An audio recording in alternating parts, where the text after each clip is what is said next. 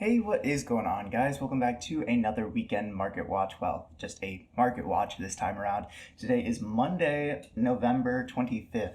If you're wondering why I didn't upload a market watch on Saturday like normally, it is because of this. YCS Bologna was this weekend and it was a big YCS.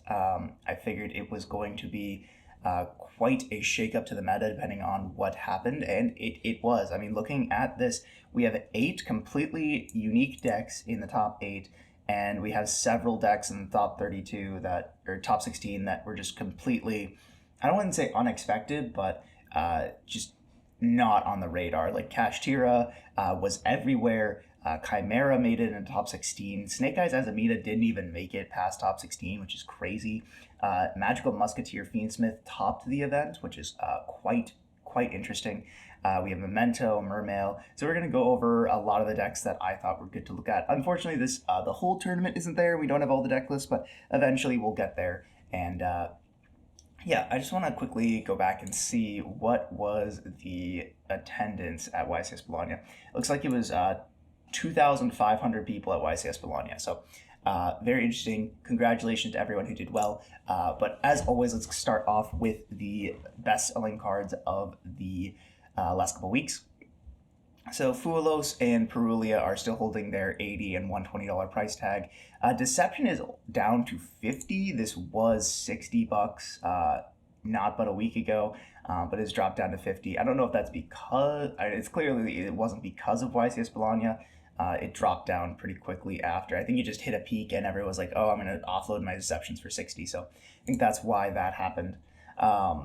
Dominus Impulse is still holding $60. Fiendsmith the Engraver is back up to 60 from, what was it, around 50? Wow, there's really no sales on this. Recent sales, nothing? No, okay. The Engravers are holding a $60 price tag. I believe they dropped down to 50 last market watch, but hard to remember. Thrust is down to about $6 to $8 depending on the printing you're getting. So luckily Thrust is now officially cheap, quite nice. Courtier is still 20. The rest of these are all just kind of like nonsense cards. I mean, Caius the Shadow Monarch QCR is $80. I mean, I guess that might be important for someone to know. SP Little Knight Ultra is holding $5. Let's go ahead and click forward. Let's see some more cards. Lordly Load is 15. There's no way.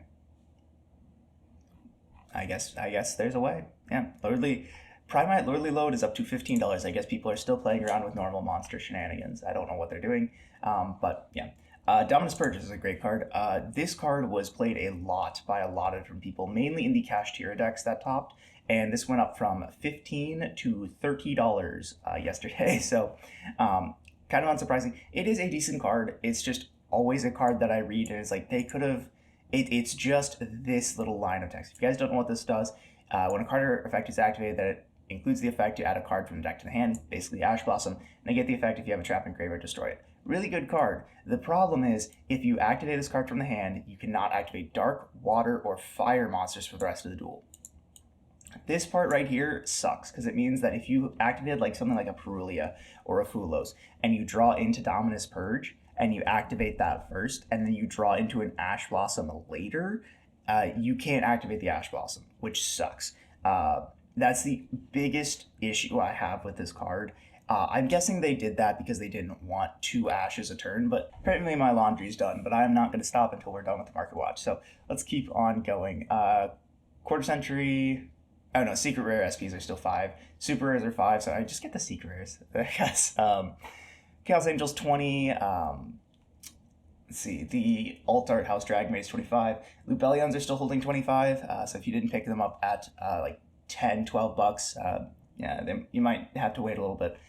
Raging Phoenix is holding 40. LZ is holding 24.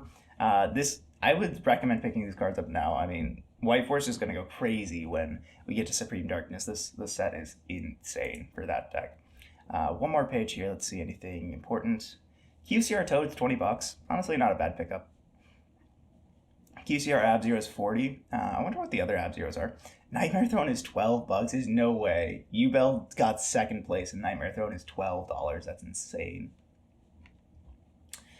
Silhouette Rabbit's still holding 20. Yeah. Seventh Ascension's holding 25. Yeah, so a lot of things staying the same, but let's go ahead and get on into the top deck. So first up, let's cover Magical Muskets. So Magical Muskets are actually really cheap. So I looked at the deck from Bologna. I'll actually go ahead and pull it up here for you guys. Yeah, so he's playing 1 Calamity, 3 Starfire, and then the only other thing he's playing is Max, which makes me question whether or not you can call this a Magical Musketeer deck. He's playing the Unchained cards, he's playing the Fiendsmith package, obviously.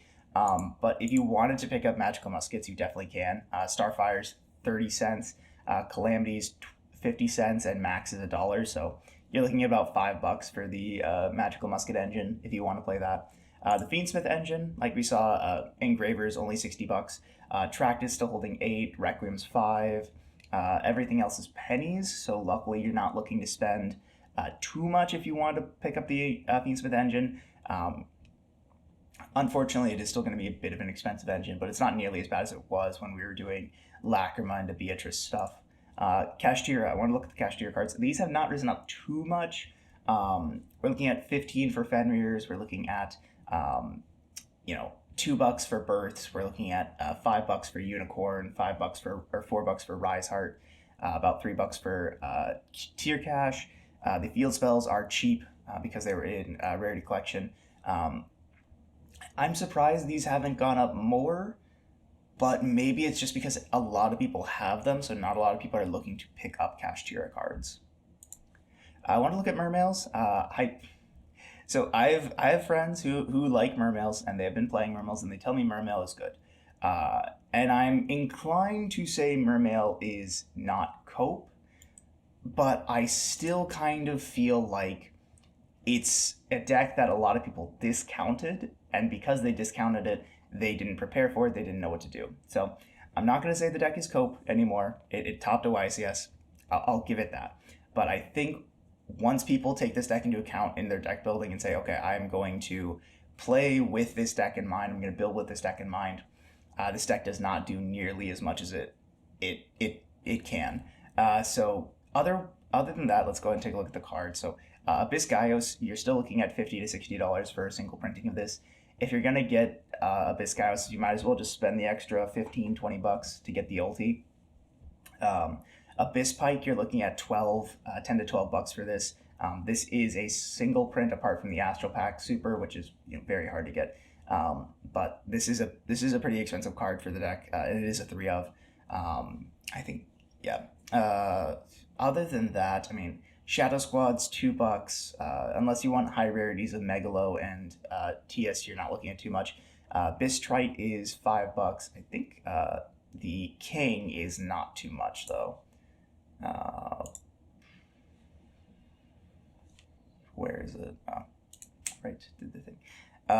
We're looking at only about 20 cents for the King, so not too much. The Atlantean stuff is a slightly different. Dragoons and Neptibus are almost nothing now because they were reprinted in multiple rarities in Bonanza. But things like Abyss Shrine and Heavy Infantry. Heavy Infantry is only a 1 of, but it is a $10 1 of, so kind of unfortunate. Abyss Shrine's only $3, so you're not looking too much for that. So the Atlantea deck doesn't look like it's too expensive.